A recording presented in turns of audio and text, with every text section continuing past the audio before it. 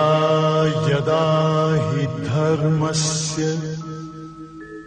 ग्लानिर्भवति भारत अभ्युत्थानम् अधर्मस्य तदात्मानं सृजाम्यहम् परित्राणाय साधूनां विनाशाय च दुष्कृताम्। मन गदगद हो जाता है और ऐसा लगता है कि गुरुजी ने सबको कैसा आप समान बना दिया है और हर कोई आप समान हो सकता है। कितनी अच्छी वर्डिंग ना, मैंने तो खुदा देखा है। मैंने खुदा देखा है, ये सब खुदा कौन बैठे हैं? खुद ही तो हैं, सबको देख रहे हैं, सब एक दूसरे को देखते हो। जो तू है सो मैं हूँ, जो मैं हूँ सो तू है, तो खुदा देख रहे हैं। और खुदा मतलब क्या होता है? जो खुद दर्शन देने आए, खुदा जो खुद दर्शन देने आए। कोई जने गुरु के घर गए थे देखने, खुद आए दर्शन देने, खुद, ये खुदा है, पहचानी है। और हम सब बड़े भाग्यशाली हैं जो हम लोगों को ऐसा सच्चा गुरु मिला है जिसकी कृपा से हम लोगों को रोज ये ब्रह्म ज्ञान प्राप्त हो रहा है। और इस ब्रह्म ज्ञान को जिसने भी अपने जीवन में लगा लिया, उसको जीवन में कैसा भी कोई दुख आ जाए, कैसी भी विपरीत परिस्थिति आ जाए, ये बात हम अपने जीवन के अनुभव से कह रहे हैं। कोई भी विपरीत परिस्थिति, कोई भी कितना भी भयंकर दुख हो, आपको छू नहीं सकता, छू नहीं पाएगा। जैसे कोई भी चीज आकाश को नहीं छू सकती, नथिंग कैन टच स्काई, आकाश कोई चीज नहीं सकती। उसी तरीके से आपको कोई चीज, दुनिया की कोई भी विपरीत परिस्थिति आपको छू नहीं सकती। कारण क्या है? गुरु ने बोला देह में सारे विकार हैं, और ये पूरा गीता ज्ञान क्या है? सिर्फ 2 अक्षर का है, मैं ब्रह्म हूं, ये ज्ञान है, और मैं देह हूं, ये अज्ञान है। और जब हम ज्ञान के अनुसार अपने को ब्रह्म मान लेते हैं, आत्मा मान लेते हैं, तो आत्मा की तुलना किससे की गई है? आकाश से। आत्मा मतलब क्या है? आत्मा मतलब एक शक्ति, आत्मा एक शक्ति है। और सत्यता ये है, हर व्यक्ति शक्ति से प्यार करता है, हर व्यक्ति शक्ति से प्यार करता है। और जब शक्ति उस व्यक्ति का साथ छोड़ देती है तो हम उसको ले जाते हैं शमशान जलाने के लिए। दिखाई पड़ता है व्यक्ति, ये मेरा पति है, ये मेरी पत्नी है, ये मेरा बेटा है, दिखाई पड़ रहा व्यक्ति। हम व्यक्ति को जो कहते हैं हम प्यार कर रहे हैं, इसको चाह रहे हैं अपनी जान से ज़्यादा, तो हम उसको कहते हैं अपने बेटे को प्यार कर रहे हैं, अपनी पत्नी को कर रहे हैं, अपने पति को कर रहे हैं। लेकिन सत्यता ये कि हम प्यार करते हैं शक्ति से, और हम समझ रहे हैं कि हम कर रहे हैं बेटे से, बेटी से, पति से, पत्नी से। ऐसा नहीं ना। और इसका प्रमाण है, जो भी बात गुरु ने बोली है, शास्त्रों में उसका प्रमाण दिया है। हम उसको खोज नहीं पाते। खोज क्यों नहीं पाते? क्योंकि हम ज्ञान की गहराई में नहीं जाते। आप ज्ञान की गहराई में जाओ तो आपको इसका उत्तर मिल जाएगा। आप ज्ञान की गहराई में जाओ। जब दशरथ का शरीर शांत हो गया तो दशरथ की 3 रानियां थी और तीनों फुट फुट कर रो रही थी। उनके गुरु वशिष्ठ आए, बोला भाई काहे रो रही तुम लोग, क्या बात है, क्यों रो रही हो? तो बोला अरे आप देख नहीं रहे, दशरथ शरीर शांत हो गया, मेरे पति का रो नहीं। तो कितनी बढ़िया बोला नहीं, ब्रह्म ज्ञानी के मुख से एक एक शब्द हीरे मोती जैसे हैं। वशिष्ठ मुनि ने क्या जवाब दिया? तुम दशरथ के लिए रो रही हो, दशरथ का शरीर शांत हो गया, रो रही हो, तो दशरथ तो पड़े तुम्हारे सामने, दशरथ का शरीर तुम्हारे सामने पड़ा है, तुम जिसके लिए रो रही हो तुम्हारे सामने पड़ा है, जिसको प्यार करती थी। तो ये तुम्हारा भ्रम है कि तुम प्यार करते हो दशरथ को, दशरथ तुम्हारे सामने पड़े हैं, प्यार करो ना, किसने मना किया है? तुम प्यार करते हो एक्चुअल में शक्ति को, और कहते हो प्यार कर, क्यों? शक्ति दिखाई नहीं पड़ती, शक्ति दिखाई नहीं पड़ती, व्यक्ति, शक्ति दिखाई नहीं पड़ती, व्यक्ति दिखाई पड़ता है। तो शक्ति है वो ब्रह्म, वो ब्रह्म की शक्ति जब दशरथ से उसका कनेक्शन कट हुआ तो अब शक्ति नहीं है, वो शक्ति जब उसको, उसका जो है उससे कट हो गया तो वो मुर्दा पड़ा है। तो दशरथ तो सामने पड़े हैं, प्यार करो ना, किसे मना किया है? तो कितनी अच्छी बात बोली, इसके लिए प्रमाण दिया। फिर दूसरा प्रमाण, तुम अभी इसी समय करंट दिखाई नहीं पड़ रहा है, तुम प्यार करो, एसी बड़ा अच्छा लग रहा है, ठंडा बड़ा अच्छा लग रहा है, सुहावना मौसम है, ठंडक ठंडक मिल रही है, तो तुम प्यार करो एसी को, एसी दिखाई पड़ रहा है, करंट दिखाई नहीं पड़ रहा है, लेकिन ये एसी चल के की बदौलत रहा है क्योंकि बदौलत चल रहा है, करंट बदौलत। उसी तरीके से हर जीव चल रहा है ब्रह्म की शक्ति से, लेकिन हम प्यार करते हैं शक्ति, हम प्यार करते हैं व्यक्ति को जो सामने दिखाई पड़ रहा है, हाय मेरी पत्नी, हाय मेरा बिटुआ, हाय मेरी बेटी, हाय मेरा दामाद।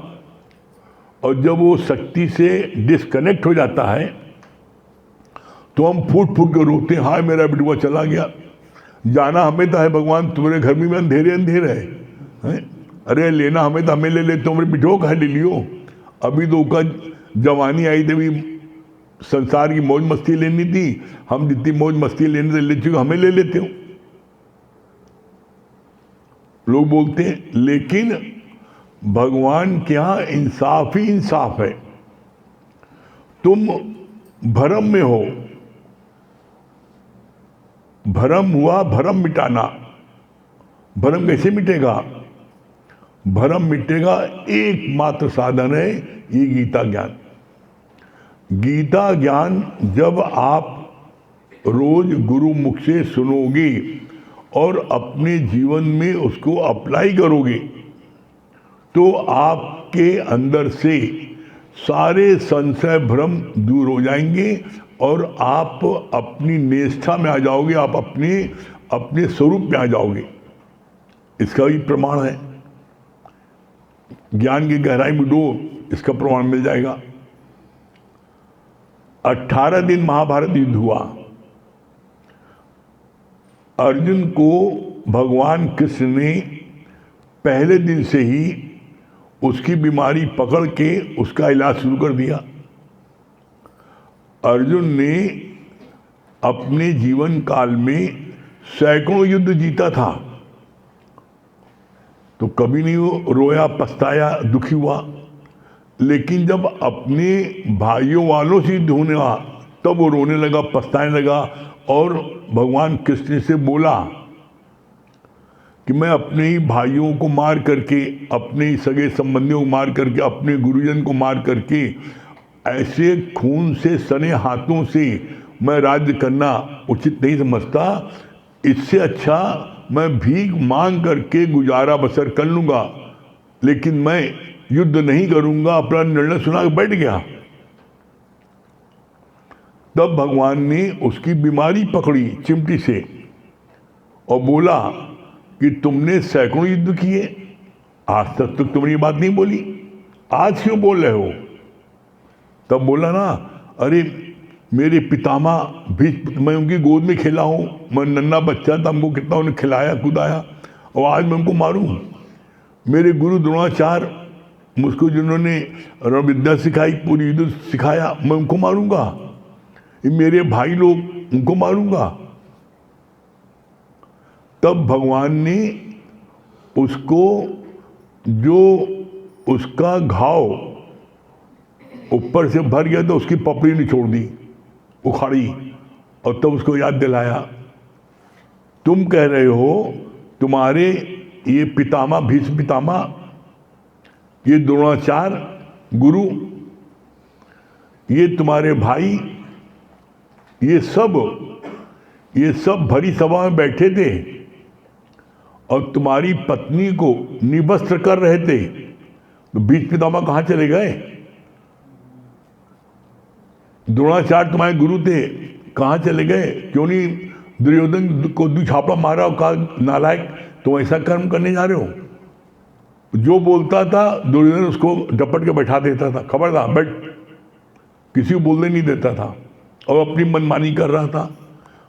सोचो, विचार करो, एक मिनट रूह कांप जाती ना कि तुम्हारी धर्म पत्नी को तुम्हारे सामने, और एक नहीं 5-5 पति जिसके, जो 5 महारथी बैठे, उनके सामने भरी सभा में निवस्त्र किया जाए, और तुम्हारे भीष्म पितामह, तुम्हारे धृतराष्ट्र, तुम्हारे जो है गुरु, तुम्हारे भाई सब बैठे हैं, और किसी ने बोला एक लफ्ज, किसी ने विरोध किया? और तुम इनको कहते हो इनको मार के मैं खून से सने हाथों से, अरे इनको तो तुरंत मारो जिन्होंने तुम्हारी धर्म पत्नी को इस प्रकार से होते हुए देख रहे हैं और कोई बोल नहीं रहा है, और तुम इनको अपना मान रहे हो। तो उसके उस घाव को कुरेदा का इनको तुम मान रहे, तुमको, जो कि तुमको हर समय मारने की फिराक में है, कैसे तुमको मारे और तुम्हारा राज हड़प ले, और तुम इनको अपना भाई मान रहे हो। फिर याद दिलाया, कहा ये तो तुम्हारी पत्नी का हाल हुआ, तुम्हारे भाई का, भीष्म पितामह का बचपन में जहर दे दिया था कौरवों ने कि मर जाए। तुम 5 भाइयों को लाक्षागृह में जिंदा जला रहे थे। ये तो कृष्ण की कृपा थी, कृष्ण का हाथ था जिसके लिए तुम लोग बच गए, नहीं सब मारे जाते, जिंदा जला दिया थे, पता नहीं लगता, और तुम उनके लिए लड़ रहे हो। तब अर्जुन का जो है वो जगा, अरे सही बात तो है। तो भगवान कृष्ण ने अर्जुन को ज्ञान दिया और हकीकत से वाकिफ कराया। जब अर्जुन को ये बात आ गई तो पहले तो बोला हमों में इनको मार के खून से सने हाथों से मैं राज्य करना उचित नहीं समझता, इसलिए मैं भीख मांग कर गुजारा बसर कर लूंगा, ये बोला। जब युद्ध के लिए राजी हो गया तो क्या बोला भगवान कृष्ण को अर्जुन ने?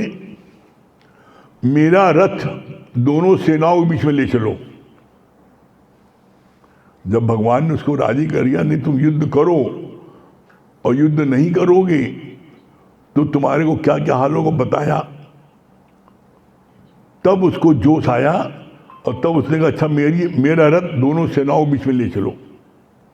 अब दोनों सेनाओं के बीच में रथ जब ले गए भगवान कृष्ण, अब जब उसने सबको देखा तब उसके अंदर में भय उत्पन्न हुआ। अब उसके बाद में डायलॉग चेंज हो गया। अब क्या बोल रहा है? बोला आदमी जो है किसी न किसी बहाने भागना चाहता है। पहले मोह की बीमारी उत्पन्न हुई तो भाग रहा था, अब डर की बीमारी उत्पन्न हुई। ये मैंने 2 बार गुरु जी के मुख से गीता सुनी सामने बैठ के, और दूसरी बार उन्होंने ये बताया, क्या बताया? कहा अब की जब दोनों सेनाओं के बीच में रथ अर्जुन का पहुंच गया तब अर्जुन को भय उत्पन्न हुआ। क्या भय उत्पन्न हुआ?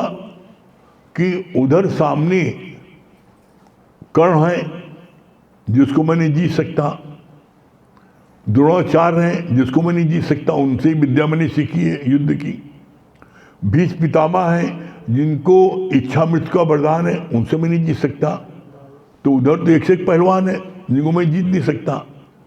तो अब भगवान कृष्ण से दूसरा डायलॉग बोल रहा है, कह रहे युद्ध करने से क्या फायदा,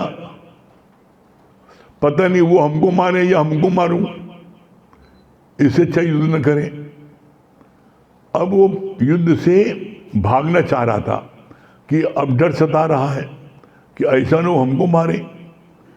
तब भगवान कृष्ण ने बोला कि पता नहीं हम उनको मारे या वो हमको मारे, इसलिए युद्ध न करें। तब भगवान कृष्ण ने क्या समझाया, तुम्हारे सामने दो ऑप्शन है। एक ऑप्शन है युद्ध से तुम भाग जाओ, और दूसरा ऑप्शन है कि तुम युद्ध करो।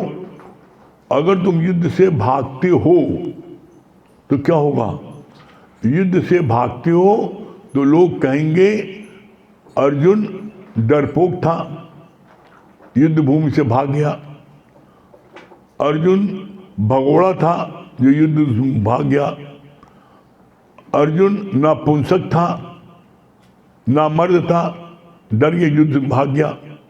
तो तुम्हारा क्षत्रिय खून खौलेगा और तुम्हारा क्षत्रिय स्वभाव तुमको बैठने नहीं देगा, और उस समय तुम युद्ध के लिए दौड़ोगे।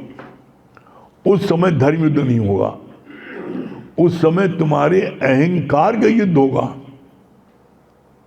अभी धर्म युद्ध है, लेकिन जब तुमको लोग गाली बकेंगे, अपमान करेंगे, तो एक इज्जतदार आदमी के लिए इस प्रकार की बेइज्जती मरने से बदतर है। और तुम घुट घुट के मरोगे रोज।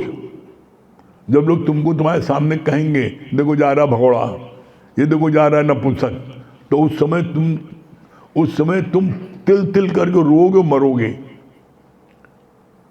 एक उपाय ये है, तुम्हारी बेइज्जती होगी, और दूसरा तुम युद्ध करो, और युद्ध में यदि तुम जीतते हो तो तुम राज्य करोगे, सब पर राजा कहलाओ, राज्य करोगे। और यदि मान लो मारे भी जाते हो तो तुम्हें वीरगति प्राप्त होगी। युद्ध में वीरगति को प्राप्त हुआ। दोनों ही स्थिति में जीते हो तो तुम राज्य करोगे, ऐश करोगे, और मरते हो तो तुम्हारा जो है युद्ध भूमि में वीरगति को प्राप्त हुए। तुम्हारी दोनों ही इज्जत में तुम्हारी इज्जत होगी। भागोगे तुम्हारी बेइज्जती होगी। जब दोनों बातों को समझाया तब अर्जुन जो है युद्ध के लिए राजी हुआ। नहीं, ठीक बात है, युद्ध करना चाहिए, तब वो युद्ध के लिए राजी हुआ। तो ऐसे में यही चीज गुरु हमें यहाँ समझाता है कि तुम गृहस्थ में रहो, सब कुछ करो, युद्ध तब तक नहीं करो घर में भी जब तक गुरु न कहे। कोई कितना भी अन्याय करे, तो देखो अर्जुन कितना भी अन्याय होने के बाद भी युद्ध के लिए राजी नहीं हुआ था। भगवान कृष्ण ने उसको समझाया कि तुम युद्ध करो, युद्ध के परिणाम की चिंता नहीं करो। क्यों नहीं परिणाम चिंता नहीं करो? क्योंकि परिणाम तुम्हारे हाथ में है ही नहीं ना। तुम्हारे हाथ में सिर्फ युद्ध करना है। तुम युद्ध करो, जीत या हार ये भगवान के हाथ में, तुम्हारे हाथ में नहीं है। बोला जीतोगे तो पृथ्वी का राज्य करोगे, हारोगे तो वीरगति को कहलाओगे। दोनों स्थिति में तुम्हारा मान सम्मान इज्जत है।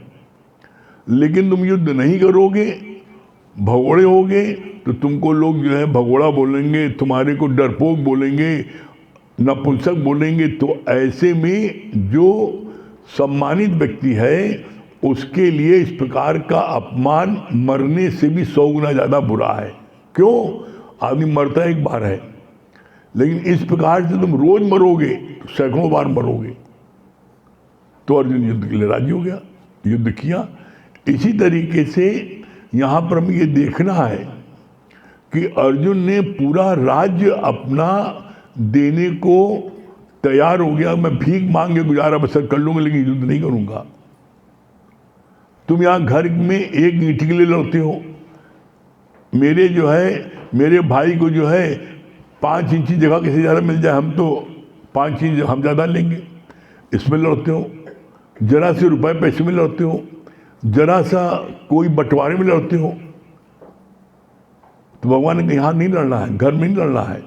घर में हमें क्या है, घर में हमें ये सोचना है ये परात है, और इस परात में अगर भाई को ज़्यादा हिस्सा मिल गया, 100 में 60% मिल गया, हमको 40 मिला, तो जो धन है, जो भी वस्तु है, पदार्थ है, तो थाल के अंदर ही ना, चाहे मेरे पास चाहे उसके पास है घर में ना। यहाँ सोच ये होनी चाहिए, ये सोच नहीं होनी चाहिए नहीं उसको 60 कैसे मिला, 60 तो हम लेंगे। और उस चक्कर में 60 लेने के चक्कर में कभी हम महसूस करो फर्क कितना पड़ा। अगर आधा आधा होता तो कितना 50-50 मिलता, तुम्हें 10% कम मिला। उस 10% के लिए भगवान ने बोला गम खा जाओ, और ये समझो मेरे भाई के पास गया है, किसी दूसरे पास नहीं गया है। अगर तुम गम नहीं खाओगे तो इसका परिणाम क्या होगा, अभी तो 40 मिल रहा है, फिर तुम्हें 4% नहीं मिलेगा, सब वकील खा जाएगा। कैसे, जैसे दो बिल्ली आपस में लड़ने लगी, एक रोटी थी, लड़ने लगी, बंदर महाराज आ गए, काहे लड़ाई कर रहे हो, कहा कि एक रोटी है, इसमें आधी आधी हम लोगों को जो है बंटवारा करना है, और कहते हैं ये ज़्यादा हिस्सा है, कम है, कल हम बंटवारा कर दें। उसने बंटवारा किया, एक हिस्से में ज़्यादा क्यों कम, जिसमें ज़्यादा थी उसमें खा गई, बंदर वो खा गया। अब दूसरा गई, इसमें कम है तो उसका खा गया। पता लगा ऐसा करते हुए पूरी रोटी खा गया, दोनों बिल्ली टापती रहेगी। उसी तरीके से कोई घर की फरियाद होगी, लड़ाई झगड़ा होगा, तुमने मुकदमा किया तो वकील को संद विच्छेद करो। वकील वो कील है जो एक बार गड़ गई घर में निकलेगी नहीं फिर।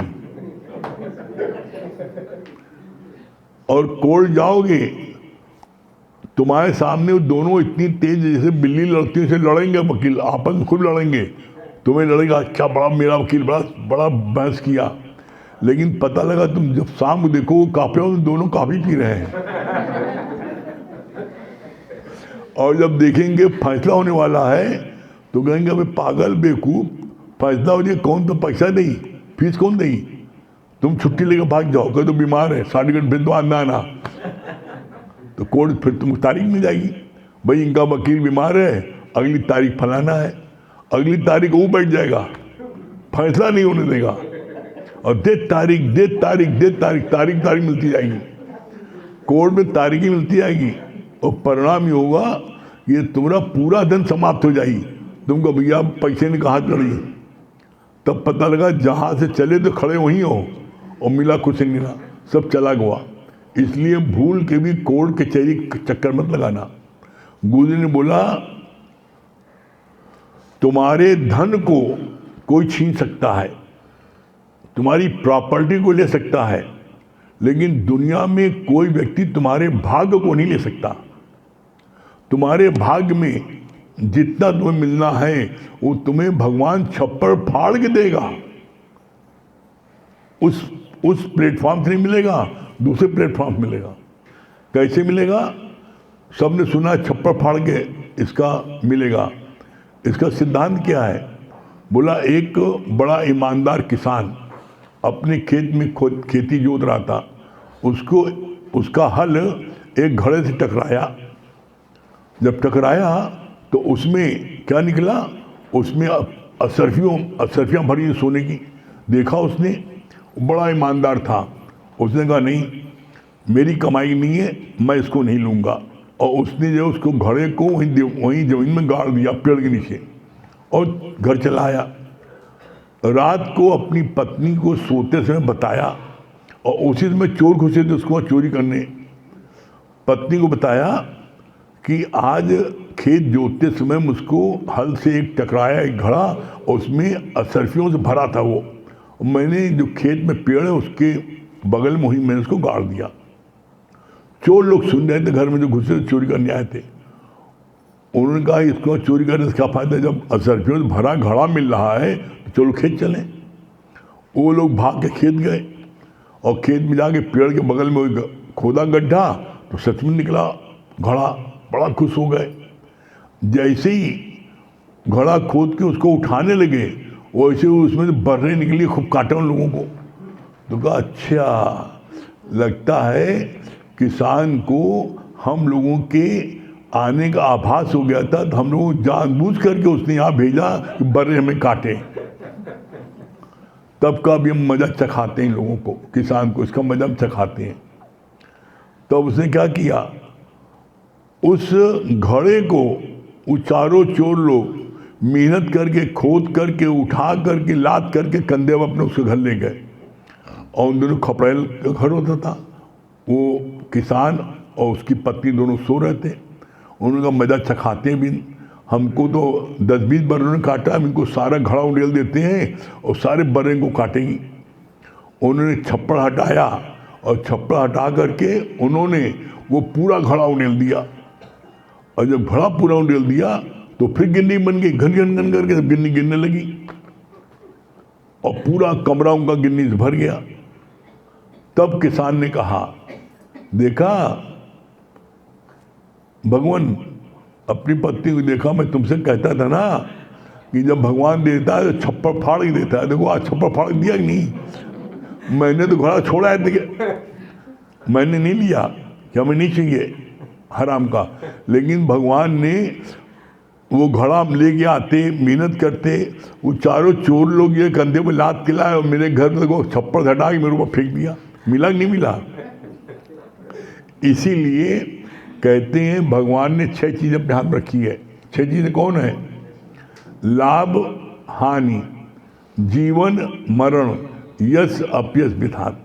परमात्मा ने 6 चीज़ें अपने हाथ रखी है। इसलिए कभी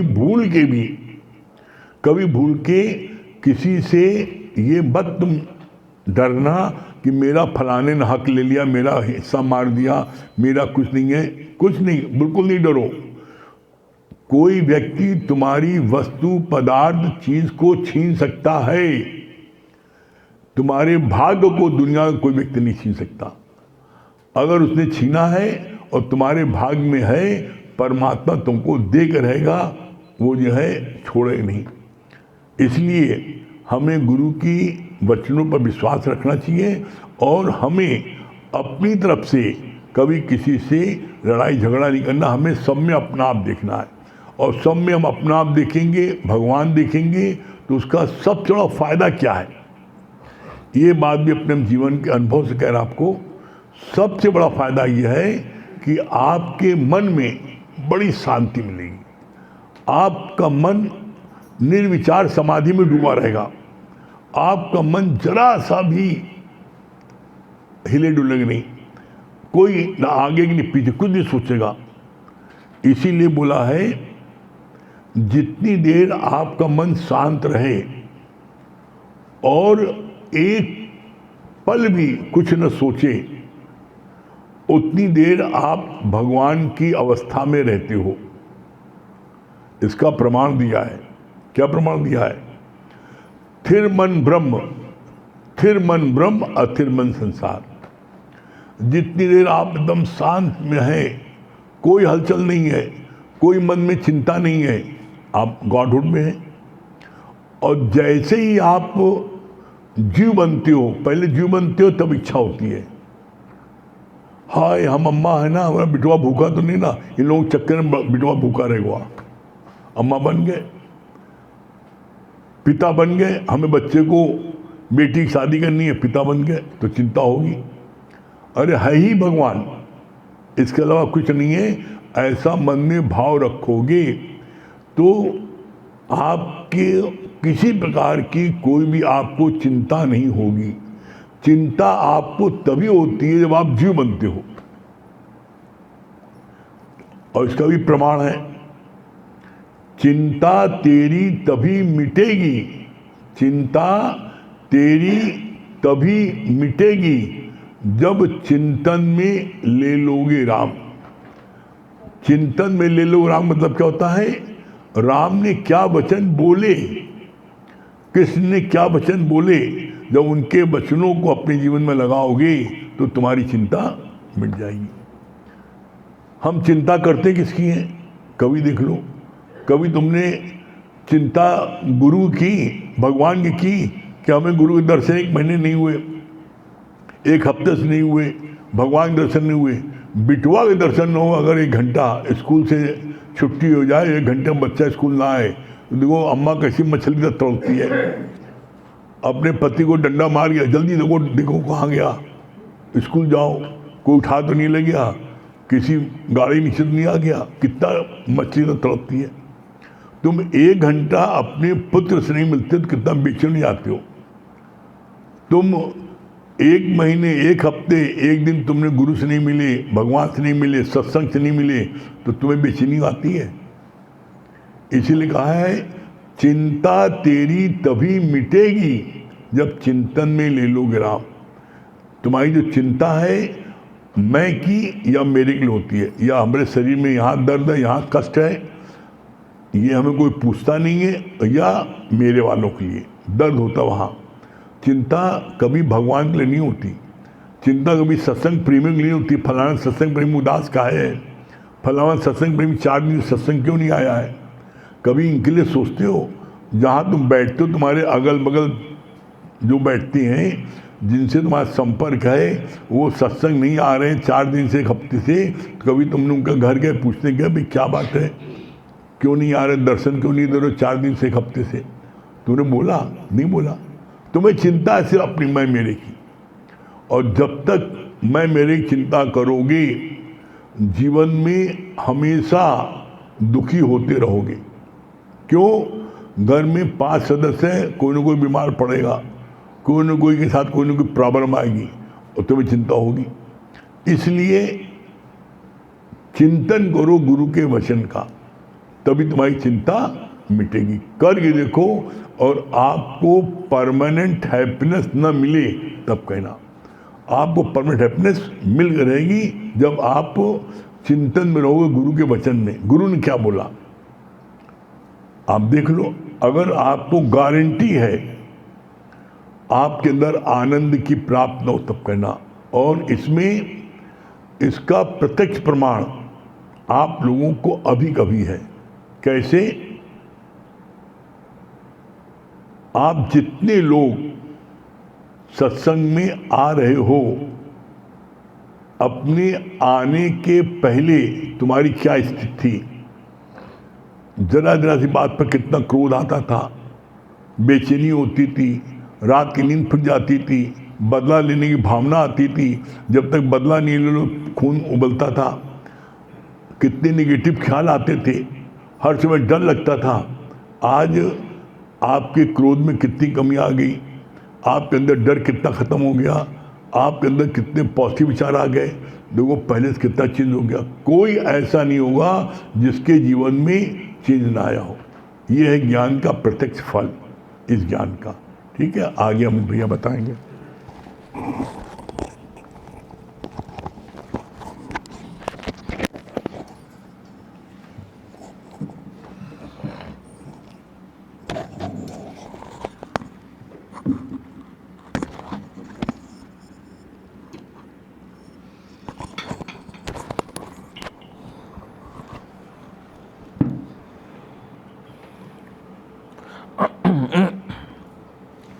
सभी को हरिओम।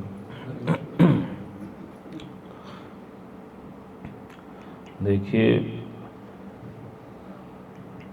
हम सब के जीवन में जो हमारी भाषा है, देखिए उसका कितना अहम रोल होता है। अगर किसी भी व्यक्ति के चरित्र को आपको जानना है तो उसकी जो भाषा है वो उसके चरित्र का परिचय दे देती है।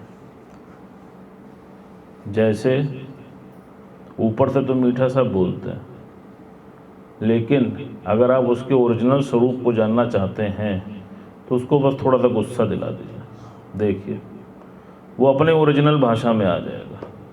जो उसके जीवन का चरित्र है, जिस लेवल को वो बिलोंग करता है, आप देख लीजिएगा वो फ्रीक्वेंसी ऑफ सेकंड पर वहीं आ जाएगा।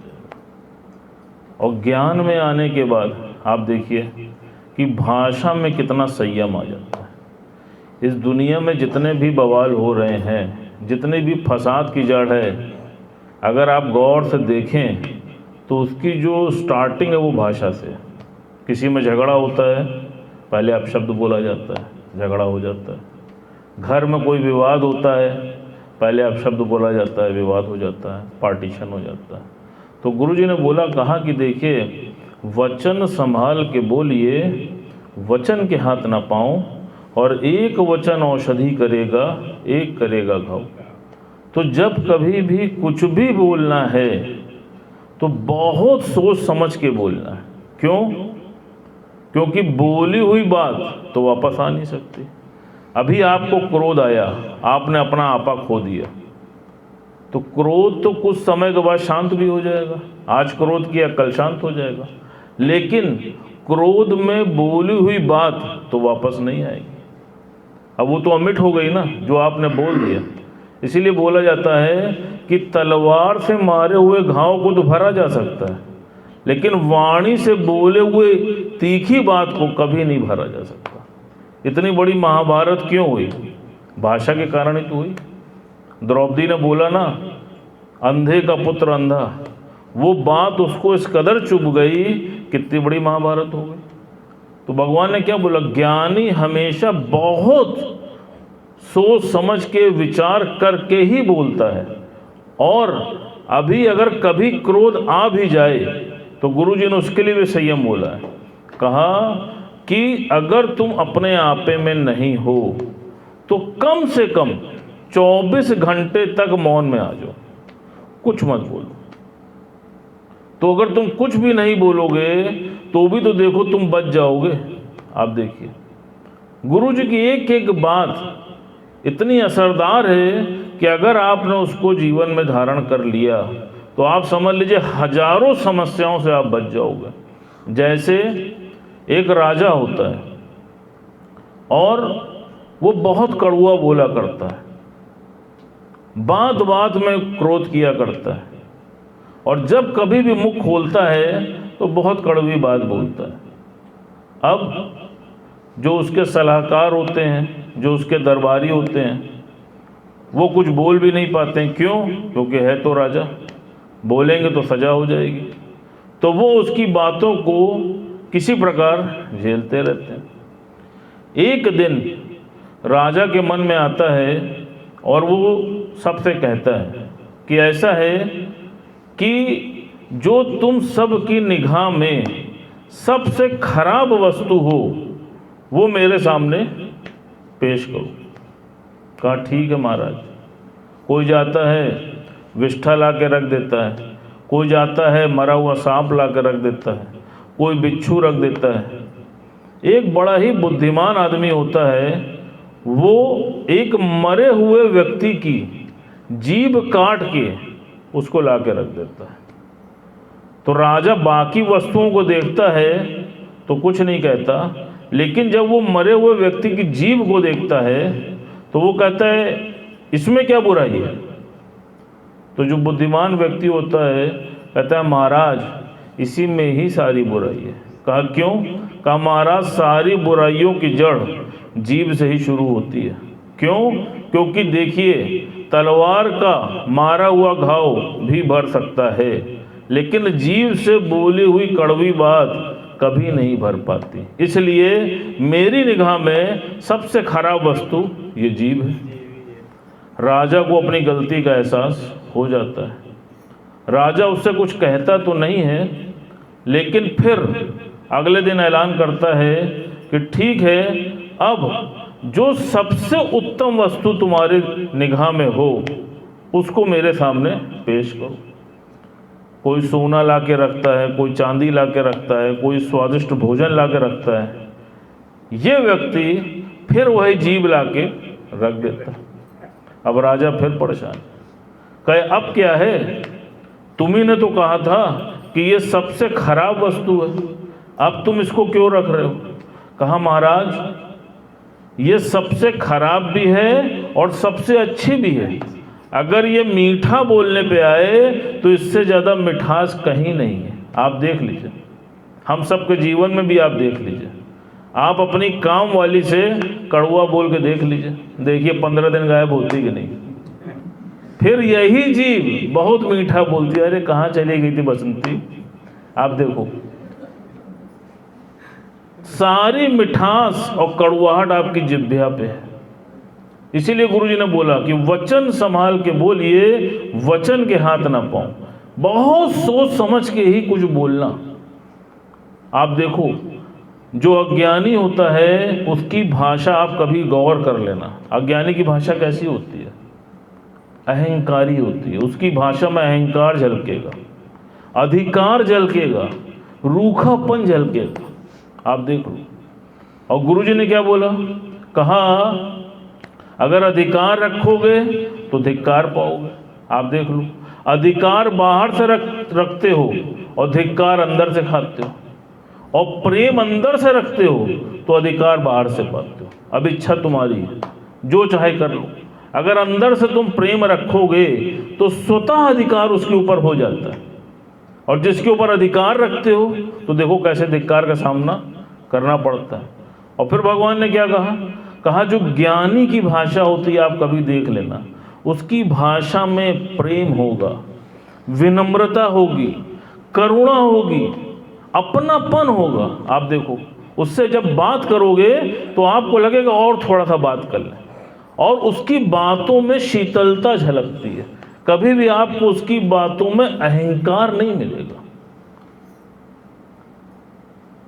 और जब वो बोलता है तो दुनिया उसके पीछे भागती। क्यों भागती है? क्यों? क्योंकि वो झुक के, मुड़ के, प्यार से, विनम्रता से आगे बढ़ता है। क्यों? क्योंकि उसने गुरु के जीवन को धारण कर रखा है। आप अभी जैसे बात हुई, आज से पहले का जीवन अपना देख लो। बात बात में कितना तेज अहंकार जाग जाता था। मैंने कहा है ना, कैसे नहीं होगा। और जहां मैं आई वहां गटई फंसी। आप देख लो। और ज्ञान में आने के बाद कैसे अपने ही बच्चे से कहते हैं बेटा ये काम हो जाए तो कर लो। देखो दौड़ के करता है कि नहीं करता। पहले अधिकार रख के करते थे, जिसके कारण से धिक्कार हमको झेलनी पड़ती थी। तो गुरुजी ने क्या बोला? कहा दुख का मूल कारण क्या है? अज्ञान। तुम अपने अज्ञान के कारण ही दुखी हो रहे हो। तुम्हारे सगे संबंधी, तुम्हारे बीवी, तुम्हारे बच्चे, तुम्हारे मित्र यार आज भी वही हैं, लेकिन गुरु ने तुम्हारी मनोदशा को बदल दिया।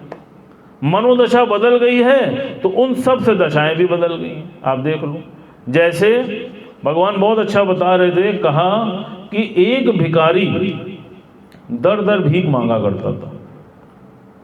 जब वो भीख मांगता था तो जिसके पास भी जाता था तो लोग उसको धुकारा करते थे, दूर। बड़ा दुखी होता था, बड़ा मायूस होता था, लेकिन रोजगार का कोई साधन नहीं था, फिर भीख मांगा करता था। एक बार उधर से एक बूढ़ा वजीर गुजर रहा था। उस वजीर ने उस भिखारी को भीख मांगते हुए देखा और भीख देने की दृष्टि से उसके पास गया। जब वहां पहुंचा तो उसके शरीर पर एक चिन्ह को देखा, और चिन्ह देखने के बाद उसने उस भिखारी को बोला कि अरे आप तो महाराज के खोए हुए युवराज हैं, आप यहां क्या कर रहे हैं? अब भिखारी भी हैरान। अब मरता क्या ना करता, उसको तो वैसे ही हैंड टू माउथ था। कहा आप यहाँ क्या कर रहे हैं? आप तो युवराज हैं, आप हमारे साथ चलिए। वो उसके साथ राजमहल चला गया और राजा के पोशाक पहनाकर उसको युवराज की गद्दी पे बैठा दिया, और खूब आनंद से वो रहने लगा, बड़ा सुखी हुआ। कुछ समय के बाद उसके मन में भाव आया कि अब तो मैं इस राज्य का युवराज हो गया हूं, तो क्यों ना प्रजा के दुख सुख को देख के आऊं कि मेरी प्रजा का क्या हाल है। तो उसने वेश बदलकर फिर से वही भिखारी के वेश में वो प्रजा के बीच में चला गया और उनका हाल जानने के लिए पहुंचा। तो जब पहुंचा तो जैसे लोग उसको पहले ताने मारा करते थे, आज भी इसी प्रकार उसको ताने देने लगे कि दूर हट, भाग जा।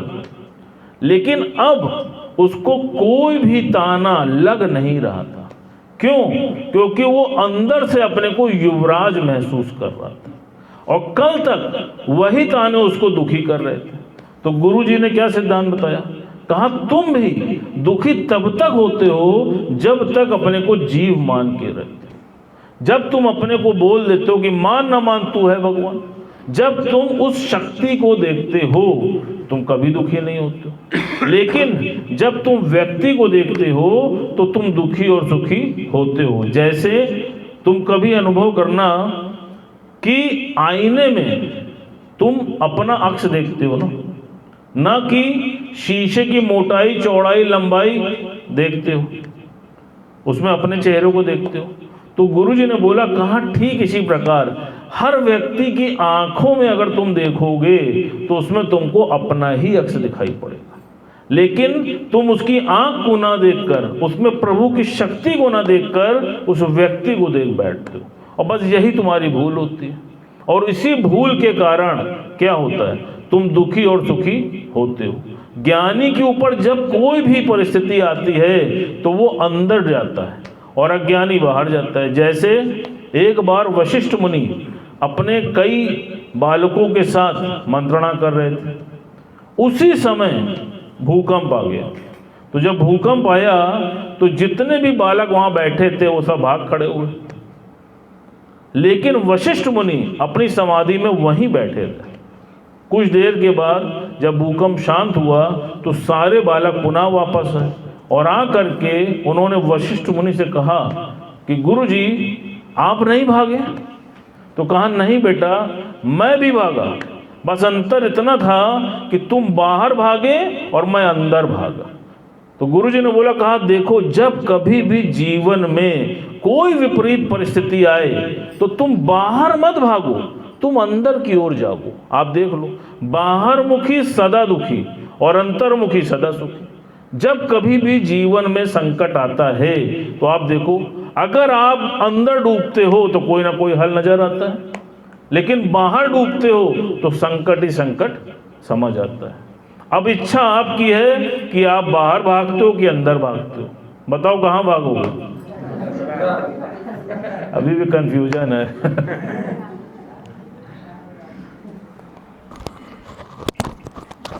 अभी एक छिपकली आ जाए सब बाहर भाग जाए।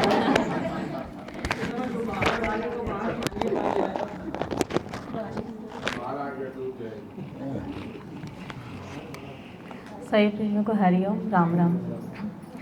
जब जब भी तुम्हें पुकारा तुमने ही दिखारा, जब जब भी तुम्हें पुकारा तुमने ही दिया सहारा, जब जब भी तुम्हें पुकारा तुमने ही दिया सहारा। ये दूर नहीं है हमसे, बस याद करो इस मन से सतगुरु को हमारा साथी है, भक्तों का सहारा है। जब जब भी तुम्हें पुकारा तुमने ही दिया सहारा। ये दूर नहीं है हमसे, बस याद करो इस मन से सतगुरु को हमारा साथी है, भक्तों का सहारा है। हमसे दूर नहीं है, करता है रखवाली। हमसे दूर नहीं है, करता है रखवाली। जिसने किया भरोसा सतगुरु ने डोर संभाली। जिसने किया भरोसा सतगुरु ने डोर संभाली। जो इनके पाँव पकड़ ले ये उनका हाथ पकड़ ले। जो इनके पाँव पकड़ ले ये उनका हाथ पकड़ ले। सतगुरु तो हमारा साथी है, भक्तों का सहारा है। हमसे दूर नहीं है, करता है रखवाली। हमसे दूर नहीं है, करता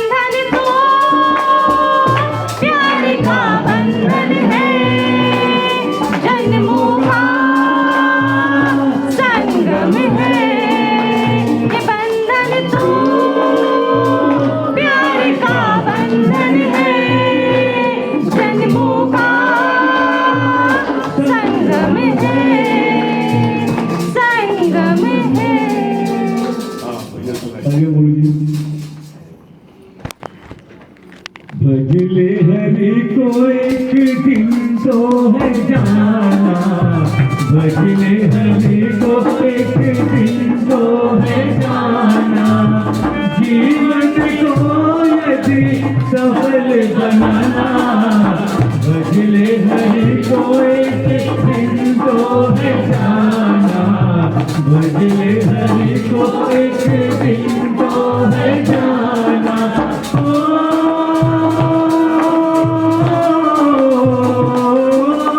ये घन का मालिक जाना, ये घन दौलत मालिक जाना। जिसपे हुआ है जिसपे हुआ है आज है तेरा चलना, नहीं है ठिकाना। मंजिले है तो एक दिन तो है जाना। मंजिले है तो एक दिन तो है जाना।